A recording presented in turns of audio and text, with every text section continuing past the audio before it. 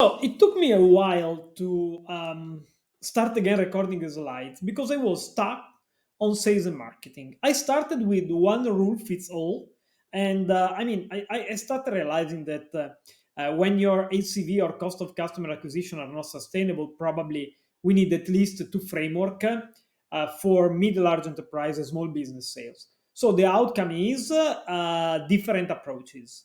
Let's start with the mid-large enterprise. Okay, sorry. Let's start with two basic concepts: product-led, sales-led growth.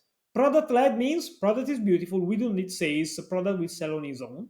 Sales-led growth is the opposite. We have such a great sales team that we do not need a great product.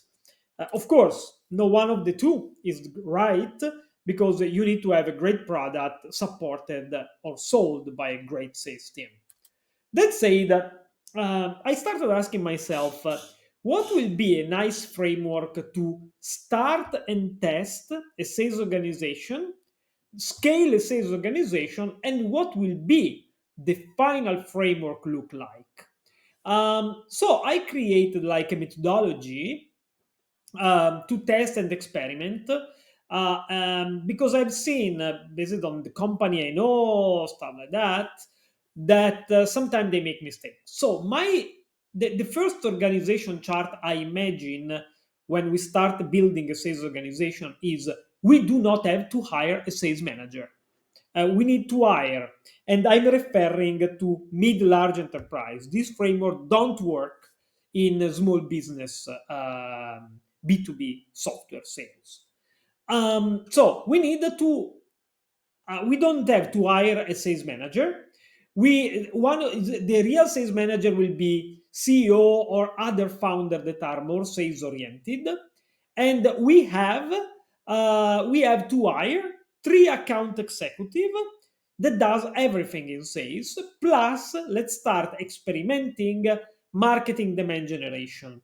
Um, so the account executive will be in charge of everything from pipeline building through outbound, qualifying deals, both inbound and outbound deals, and closing the deals. Closing means everything: sales demo, sales engineering, probably partner with the product, and the contract closing.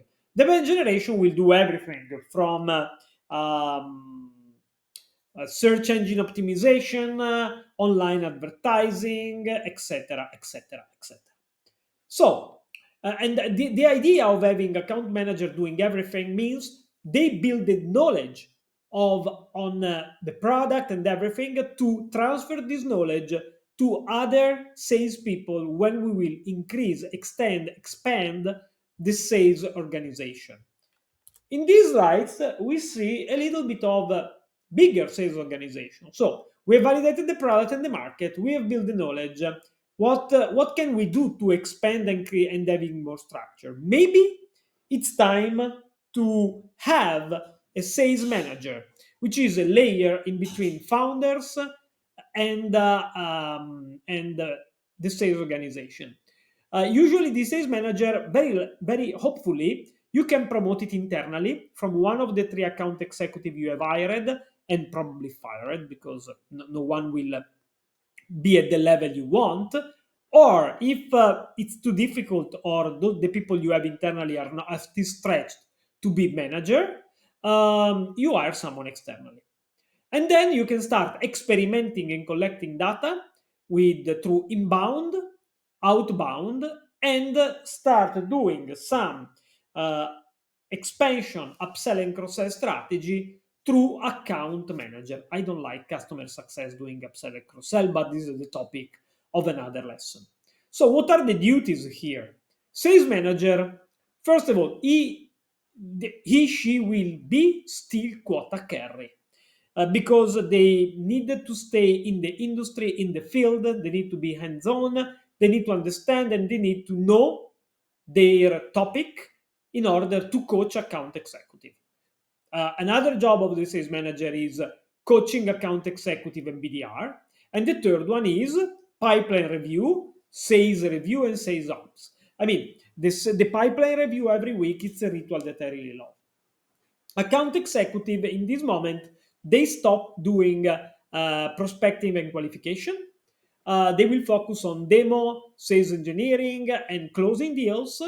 And they will be coached to the BDR in order to teach them how to properly do the job and maybe identify who will be the next account manager candidate to promote.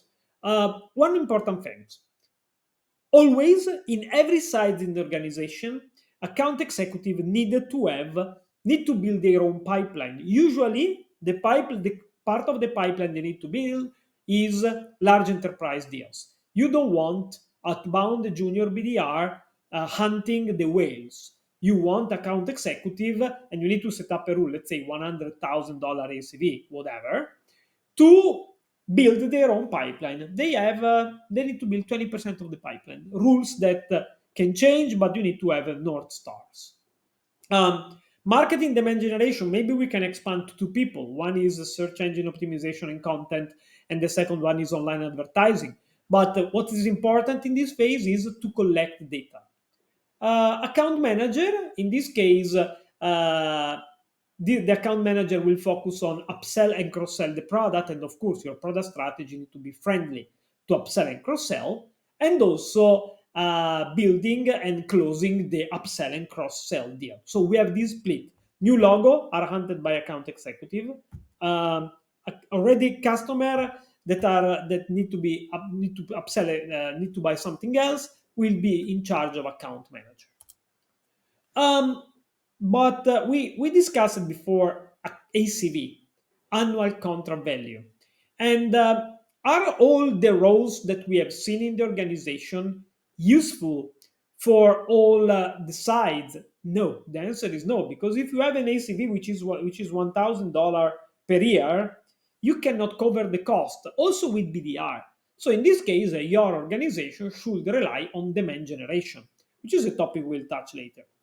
If you have, let's say, $5,000 ACV, probably you can afford outbound and inbound BDR, but in this case, they should be also closer or rely on self provisioning. It's a hybrid, a gray area, but I envision a BDR smart enough to push a customer buy through credit card $5,000 of license or sending a quick offer. If your ACV is higher, let's say above 10,000, but based on your gross margin, you will make the call. You can afford account executive. You can afford an upsell and cross-sell strategy made by humans. So you can afford an account manager. And the higher is the ACV, the higher is the structure. Um, this is the final very big sales organization structure, which is, by the way, an organization that I don't like. And I will tell you why in the next lesson.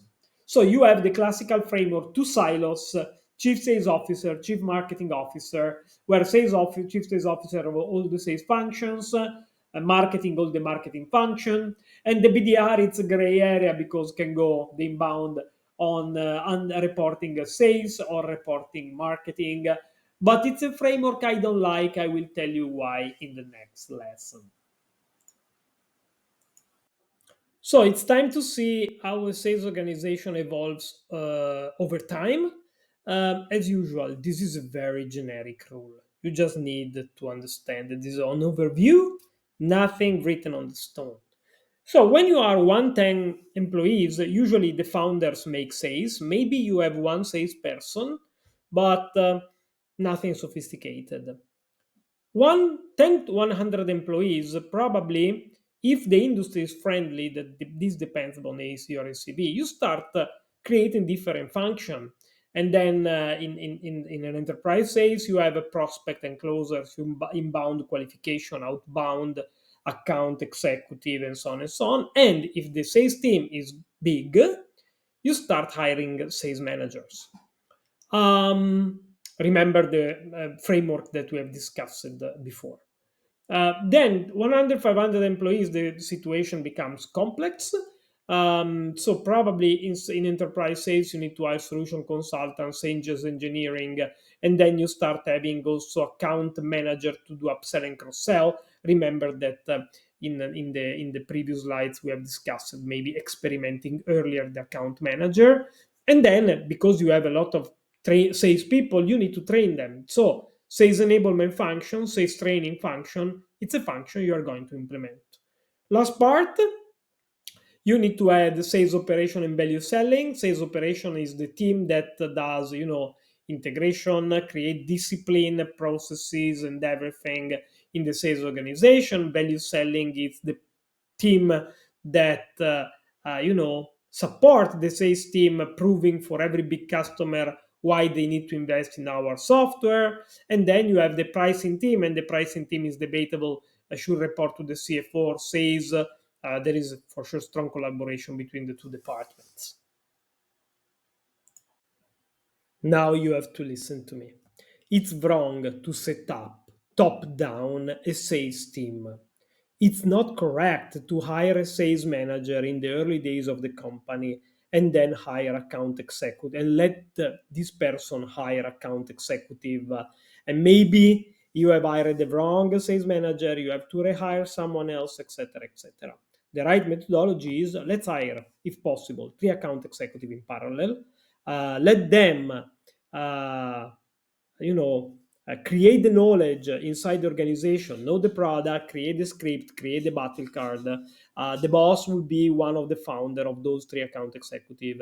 In that specific situation, you identify who is the biggest quota carry, who is the leadership of people that in possibility that possible can be the new sales manager. And then I've identified the qualities, you promote one of the three, possibly sending the message that that in your organization there is room for growth for everyone. So do not hire leaders before hire contributors. Leaders are already the founders, contributors are the contributors, no middle layer until you are ready. Disclaimer: this framework works if you are a mid-large enterprise, big ACV. If you are small business sales, small ACV, there will be another chapter for you.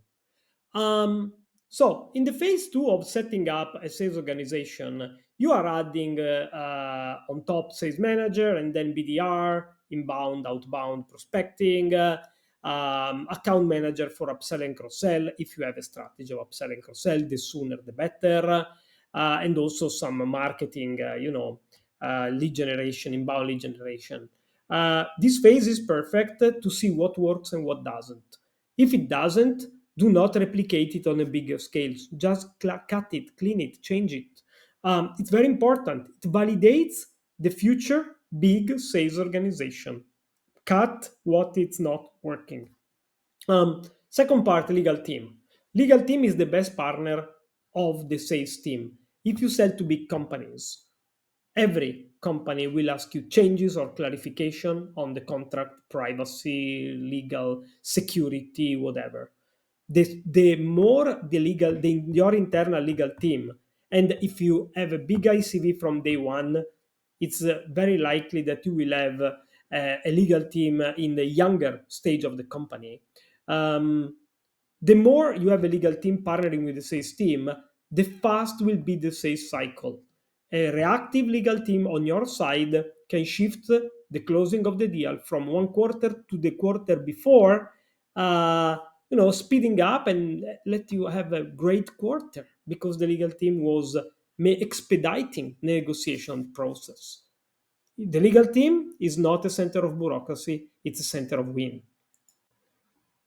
Based on your business segment, but specifically based on your ACV, which directly impact the cost of customer acquisition structure, you need different roles. Sometimes you don't need a chief marketing officer, sometimes you don't need a chief revenue officer, but very likely what you don't need is a chief marketing officer and a chief revenue officer or sales officer at the same level reporting to the CEO.